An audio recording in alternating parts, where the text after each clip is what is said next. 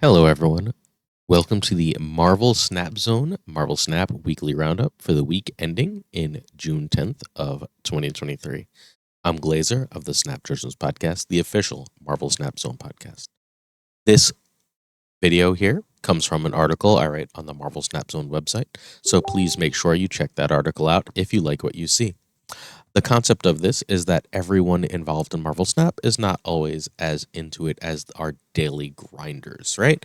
Some people just want a quick way to be kept up to date with the news, so this article is intended to give you just that.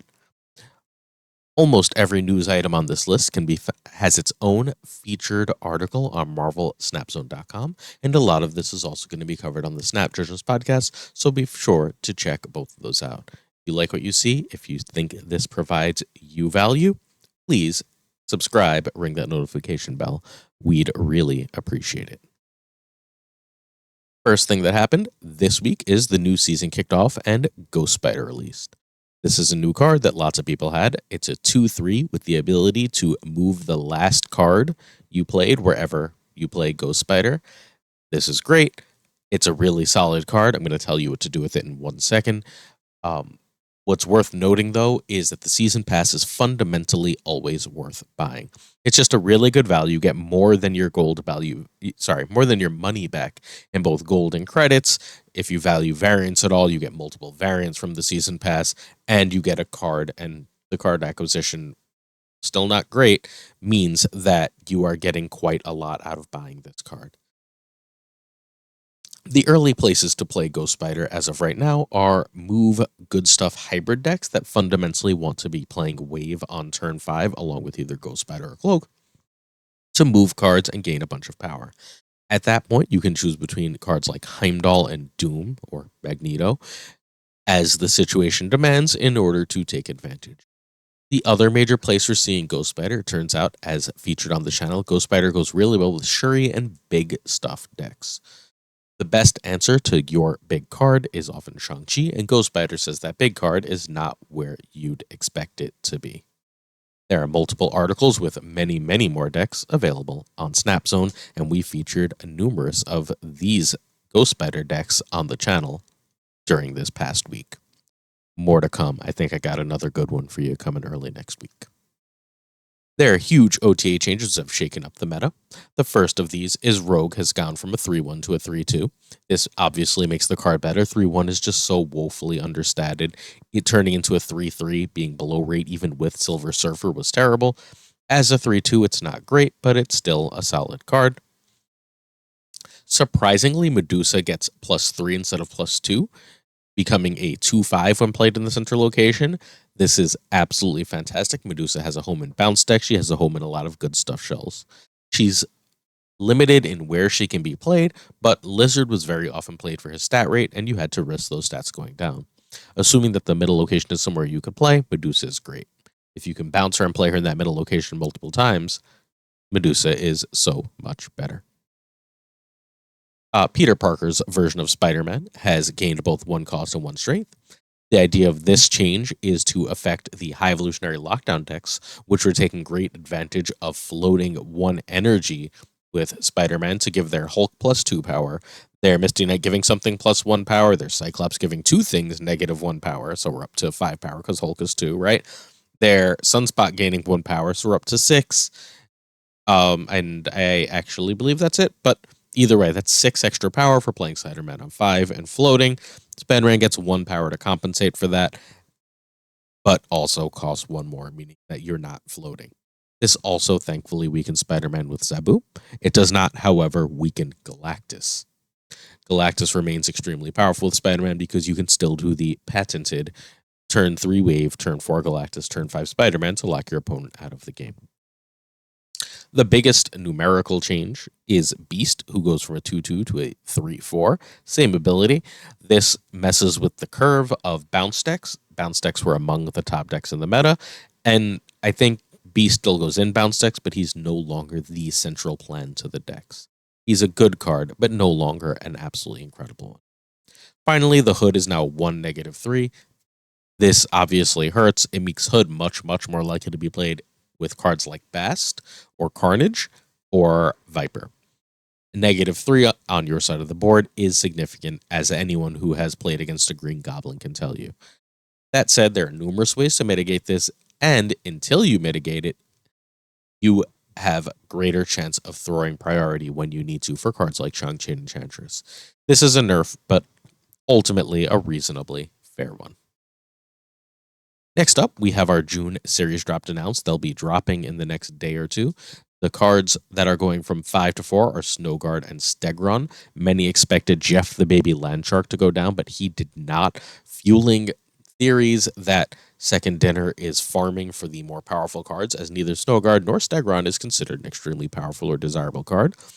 I'll be blunt, I think Snowguard is usually kind of bad, but I'm excited to get Stegron and experiment with him. He is extremely likely to be a powerful card that will catch the meta by surprise and get extra cubes.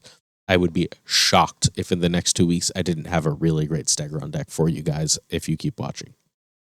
Shauna is the only Series 4 moving to Series 3 with this June patch, and that's the biggest news. The biggest news is not necessarily that Darkhawk and Null are not yet moving down again, although that is big news. The big news is Zabu, the Season Pass card, is not going to be fully free. Zabu is the first Season Pass card to be pulled off collection track, to be pulled off the timing as promised, and that's actually problematic because the promise of the season passes was that if you don't buy them, you will have them in X amount of time. That is no longer the case. That's an issue. Feeling forced to buy the season pass is not great for the player base. However, they promised time and again that we will see card acquisition changes. Let's wait to see what they are before we freak out too much about this. But right now, it doesn't look good.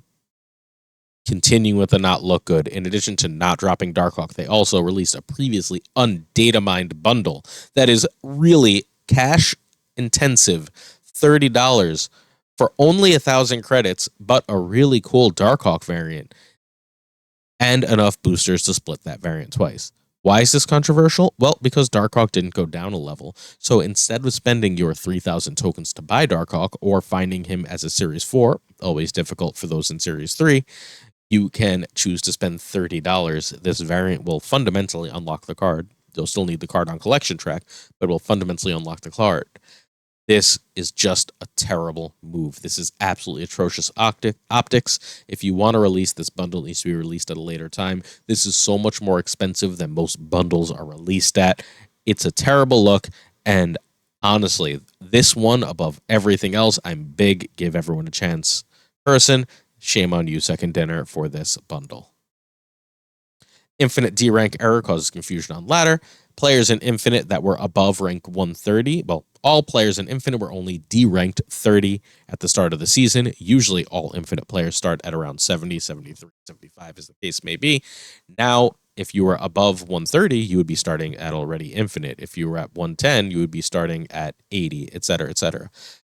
This has changed the ladder experience enormously this season, as a lot of the early ladder experience is playing against people who with quite high MMR who are really good and trying to reach Infinite. I know personally it made my climb much easier this season. I hit Infinite in 4 days last season and 3 days this season, with and without the error. However, the feel this season was different. It felt like as I was experimenting, I was still easily gaining cubes. The first week of the season was probably the simplest time to rank that has ever existed in Marvel Snap. This error will be, however, fixed for the next season, thankfully. 2 bundles released. One is the Itsy Bitsy Spider bundle. It is 2,500 gold for 3,500 credits. 500 are in your inbox later. A Miles Morales variant, an avatar, and a title, iKid Arachnid, and a really cool Miles Morales card back. This is not a great deal. This is not a great number of credits for the gold. This is not like... This is a lot of money, fundamentally, for what this is offering you. A lot of gold for what this is offering you, at the very least. Most people are buying this largely because they really, really, really want that card back. It's a really great card back. I understand that, but this is not a really good progression value bundle.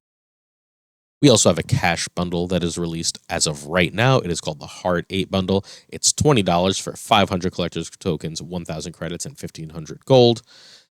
It also gives you a Dr. Octopus Noir variant and avatar, a Black Cat Noir variant and avatar, and enough boosters to upgrade each card once. Cool. This is a great deal. All the cash bundles, fundamentally, except that Darkhawk one, are really great deals as far as progression goes. This one in particular makes a lot of sense. I haven't seen anyone else do it, but our friend Savage Yeti YT, I'll link him in the description. He's also got the video embedded in the original article for this. Broke down the differences between cash bundles and came up with a really clever way to evaluate them. Marvel Snap Zone community news. We have Kawa, the famed Kawa, winning the Team Rally Cry tournament with this really cool Doomwave Darkhawk deck. This is the evolution of the Stats.com deck created by Marvel Snap Zone's own Safety Blade originally. Not that that ended up out there. People hate deck credits. I don't know why. I think people deserve to be credited for their really cool decks. The deck has evolved. Kawa made this exact version. I believe that the Great Moyen was playing a very similar version, maybe without Cosmo. Hard to remember the exact list, but Kawa took home the cash prize with this really great deck. With Conquest Mode coming out, it's time to start paying attention to what wins these tournaments.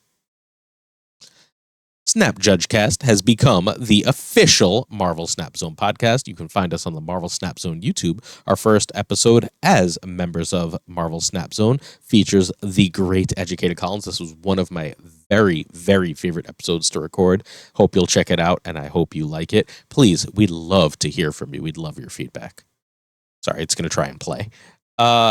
Last up, or almost last up, DCDualForce.gg has joined the .gg family. DC Dual Force is another CCG. It's much closer to Hearthstone than Marvel Snap, but if you enjoy Hearthstone, you enjoy Marvel Snap, it's probably worth checking out. There was a streamer beta this weekend. There's an open beta next weekend. The Marvel Snap Zone Discord has become the Marvel Snap Zone and DC Dual Force Discord. Check it out. We have beta keys for you. Make sure you join. The description will be in the link. Lastly, every note here has a great article on Marvel Snap Zone. There you can also find a review of the Guardians of the Galaxy season, a look at card acquisition, and a developer updates for the week. You can also find, not that I wrote it because it's my article, Sleeper Decks of the Week, where I break down all the decks that are performing that aren't necessarily the meta decks. We also have the best Discord community. The people that hang out in our corner of the Discord, who play regularly, who put in the work, who actually listen to the advice. Guys, you gotta actually listen. Have all been hitting Infinte. Please check us out on the Marvel Snap Zone community Discord. We'd love to hear from you, and we thank you for your support. Hey, I hope you found value in this, and if you did, I'd really appreciate it if you'd subscribe and ring that notification bell. Come back here tomorrow, where you will have a snap take video with 2 really cool decks, and every weekday you get 2 more cool decks. Thanks so much. Peace.